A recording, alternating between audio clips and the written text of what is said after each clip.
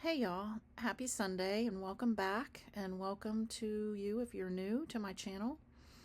I want to say how grateful I am to all of you for tuning in and for your comments. Your kind words and support mean the world to me. And my goal with this channel is to help victims of relationship fraud, also known as romance scam, or investment scams, online investment fraud scams, crimes, pardon me, scams are crimes done by criminals, not scammers. They are criminals. I want to talk about what it looked like during my scam and how it ended. So, remember, it started, as I mentioned in my previous video, it started in April of 2021 from a YouTube comment. I was working and I was watching YouTube, and I just made a comment, and the person answered my comment, which I didn't comment very often, so I was very surprised. And and it was to text him, and I said, okay, cool. I can tell him how much I like his content. And that was the biggest mistake of my life, because I walked through the door to a criminal. In May, and I have notes here because it's very difficult to step back into this. So I have notes. So sorry about that. In May, I had made like 3 Bitcoin ATM transactions, sending money to the criminal. And this had to do with so that we could meet. And things were happening so fast, and I didn't understand what was happening to me. And then there was a major traumatic event with my family. I had told my then husband what happened, and of course he didn't understand what was happening either. And it was just a horrific family event. They tried to intervene, and there was nothing that they could do, because the trauma bond and the trauma that had already been established was there was no way that they could stop me. No way, because there was just no way. As sad as that is. So the way that all of that happened pushed me further towards the criminal, because of that bond, that trauma bond. I mean, at that point, I was just trying to survive, and the criminal was my lifeline. It was an unbreakable bond with him, and psychologically, I was no match for what was happening. I felt threatened and terrified, which was a trauma response, because the trauma was just so intense. And I am a no drama person. So I find myself dealing with that trauma in this unimaginably dramatic situation. So, and I know that you all don't know me, but I'm not dumb. I'm fairly smart. I'm an entrepreneur. I started my own business and ran it for 9 years and made really good money. I had businesses before that. The relationship, I was only in one relationship, which was my husband at the time, since I was 13 years old. Me and him raised an extraordinary young man. I am very loyal. I'm honest. I'm a workaholic. I'm also very generous and very trusting. Well, I was very trusting. I have to really work on that. I was not happy in my marriage, as I talked about before, and I won't be talking about any of my personal life details other than what I've said already. I don't do social media. I have a very small circle, and my dog is my best friend, and that's pretty much me. I'm just a regular person. That's kind of my point. I'm just a regular person. So I was not looking for love. Never been on a dating site. I wasn't looking for anything online or off. I just simply wasn't happy. And never in a million years did I think that comment I would be actually talking to someone, to the person. It just all happened so fast. And I didn't know at the time how vulnerable I was, how lonely I was, what I was missing, what I needed. But the criminals picked up on it very fast and moved on me fast. So in June of 2021, I had divorced and moved out, and on my own for the first time in my life. And of course, the criminal was there with me every step of the way, involved in every detail, because he was wanting to get me isolated. And this was only supposed to be a temporary place that I was going to be renting for like a couple of months until he came, and then I went back to Canada with him. So it was supposed to be temporary. I wanted to give you an idea of what a day in the life of this was like for me. I was isolated. I was living a secret life. My family didn't know that I was still involved with the criminal. I had to keep that secret, and I had to keep the relationship secret. Not that I had anybody to talk to, anyways, but the criminal, I had to keep it secret because of the storyline that the trouble that he was in and stuff. It couldn't be revealed that he was in a relationship with someone. So because of I was loyal and obedient and trauma bonded to him.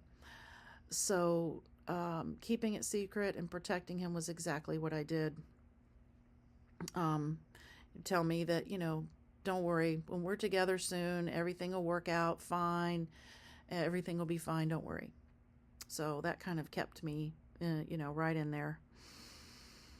The criminals, and along the way, of course, as all these crimes play out, along the way, there's all these scenarios and problems and issues that come up that are obstacles to the end goal, and they're always about needing money to get past the obstacle.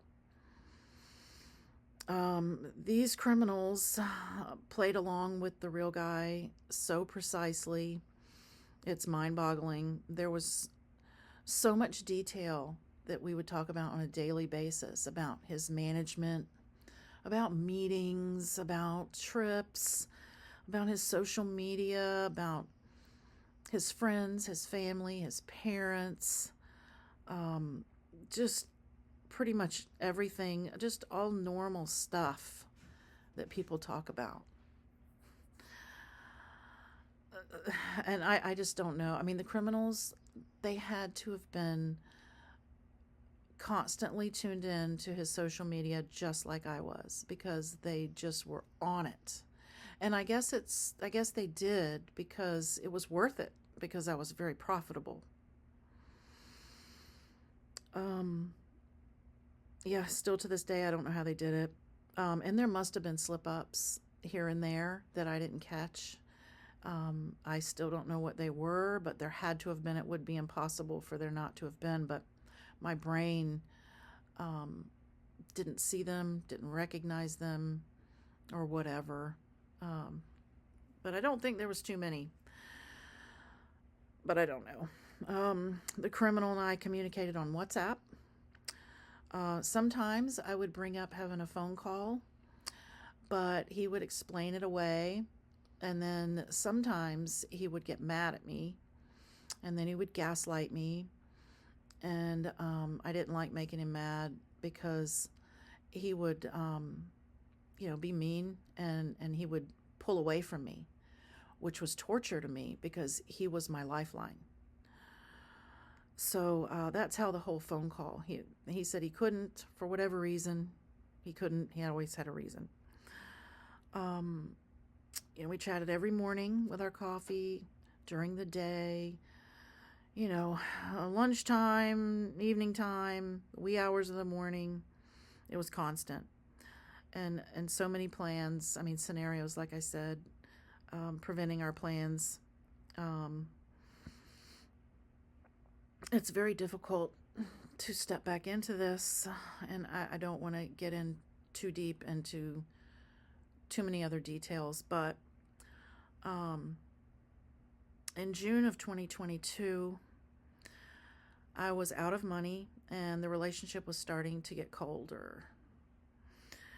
And, my money was gone, my business was gone. I was depending on this to happen. I had no income. I had no way to make income. I couldn't even leave the house because of the trauma and everything.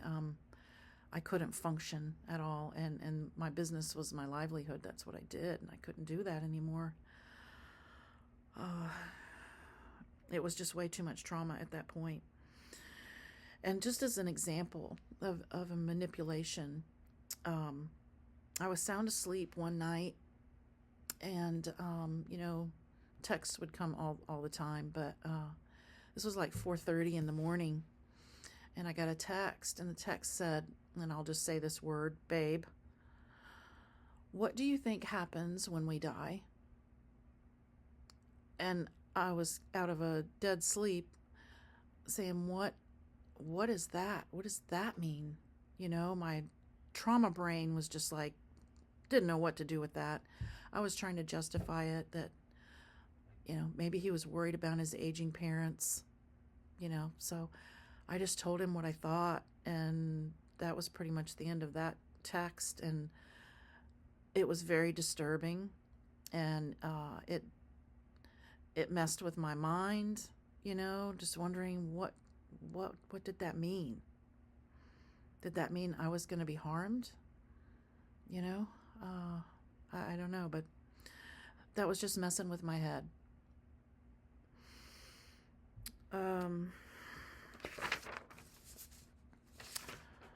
So sorry about that.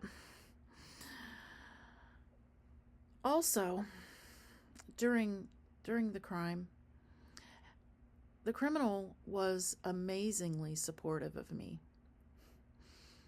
For example, when I had to put down my 14-year-old lab, he was there with me, supporting me more than anyone. He was always checking on me, always concerned about me, my health, the things that I was doing, to keep myself occupied. It was an amazing relationship on that level, as insane as that is, but it's the truth. So it's just something, one of the dynamics of this. They're very skilled. So the crime ended because of a lie. Basically because of his social media, they slipped up. He had texted me that he was going out of town to an event party. And, of course, this coincided with all the social media and everything. And he went out of town, went to the party. There were pictures and the social media. And then he texted me and said he was heading home. And this was like a Sunday afternoon. And they would text me when he got home. So that happened. And like always, and he got home, and it was a normal night. And then the next morning was a normal morning with coffee and chatting and whatnot. And about mid-morning, I saw on social media that the real guy posted that he was still in the Party City. So I texted him and called him out on it and said, how can you be in two places at the same time? And he got furious with me and tried to gaslight me. And but that was it. That was when the chain broke, and I knew it was over. And so for the next couple of weeks, we barely chatted, and I was just in hell. I couldn't function. I couldn't even write my name. I did not know. I couldn't. I was shaking all the time. I couldn't comprehend anything. It was just a total, I guess, cognitive breakdown. I don't know. It was just too much. So I somehow found scars on Google, and thank God I did, because they saved me, and it was a relief, because they knew, they understood what happened, and they guided me on that. They were there for me, and what I needed to do. And one of the things that you have to do is to break all communication with the criminal to join, which makes perfect sense. So of course I did that. I changed my phone number that I had for 20 years, which was the best thing I ever did, because I would have had a hard time fighting that off. So they tried to attempted to reach me via email, but that was easier to fend off than chats or phone calls, attempted phone calls anyways. In some kind of desperate, I don't know what. So there was, just a few texts. I never said goodbye. He was in the process of asking me to do something I wasn't willing to do. I just disappeared. And then, like I said, they tried to reach me, but it was like a very intense addiction. That's how it felt. And so I was losing, on top of the trauma, or as part of the trauma, I was losing what felt like the love of my life, because the feelings are real. So it's very confusing that it was those feelings, the love of my life, and on the other hand, it was the abuser that took everything from me and destroyed me. So it left me devastated, and just so I found scars, and I cut off communication, and they told me how to go about reporting. So I contacted my local sheriff's office, and they sent a detective to my house. Thank God. And thank God he was amazing. He was so kind, because I was a mess. And it took me about a month to get all my evidence together, all the wallets and transactions, and dates and amounts and other evidence together for him. And so that was in September of 2022. And so my case has been investigated. Since then, it's still open. They have suspects, or suspect. I'm not sure if it was one or more that they have, but, and they've identified the wallet. And so they monitor that wallet. So if any money shows up in that wallet, it's coming back to me, but it's likely never going to happen. I've just accepted that.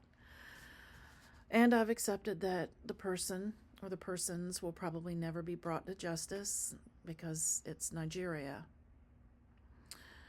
And, my detective can only do so much. He did everything. He's been wonderful. And he is the lone person in my city to handle these cases, and he's got like 700 of them on his plate. So I don't bother him very much because there's nothing really he can do. He's you know, it's the federal people and the governments that have to do it. So good luck with that. But that's just how it is. It's definitely extremely important to report it, because without reporting, we don't have accurate numbers. They're very low. The numbers that we have are so low because only 3 to 5% of people report. And if everybody reported it, this crime would get way more attention. It's very, very important to report it. And your local sheriff, all you really need them to do in most cases is get you the report number for fraud. You're a victim of fraud. And get a report number. And then I reported to the FBI and the FTC and the Secret Service, and they all need that number. So I think that's pretty much what I have to cover today. I do want to say something about the comments, and I really appreciate all the supportive and kind comments from people, because they're good for victims to know. The other comments, please be kind and think about the victims before you say things. I will be putting up a video next, hopefully, about the subject of language and victim blaming, so that people can be aware, especially if you have a loved one or a close friend who might be a victim. It's important to understand the language that is helpful and not hurtful. So I think that's it for today, and I just want to say thank you so much again. I really, really appreciate it, and I'm really, really want this channel to make a difference and help victims. So thank you. See you next time.